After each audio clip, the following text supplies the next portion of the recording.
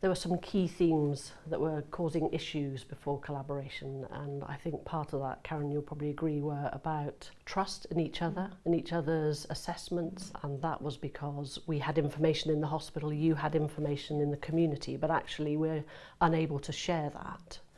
So there was a wealth of information that we really couldn't put our hands on easily.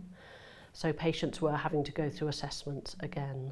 I think you're right, and I think that was perhaps related to people having a lack of understanding of the roles and responsibilities across the separate organisations. Yeah. Realistically, patients aren't particularly interested in whether their care is coming from Taunton and Somerset Trust or from Somerset Partnership. Yeah. What they are interested in is that they're getting the right care at the right time and in the right place.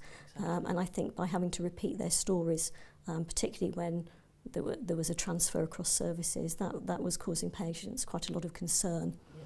Therapies are absolutely key, aren't they, in helping patients live independent, healthier lives. Part of the Sustainability Transformation Plan is about actually helping people to do that.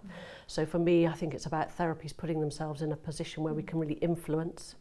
A spin-off from that is that we're meeting as senior managers across therapies, and we're having further sessions, and we're going to be looking at joint learning.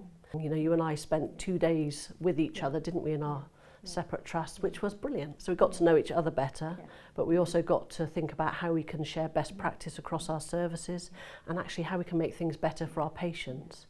So we had a complex patient who the integrated rehab team had seen in the community, who they felt that actually in a hospital setting he was going to struggle and we would probably find it difficult to engage with him. They offered to come in and provide the treatment services that he would have done in his own home in the hospital, which worked brilliantly.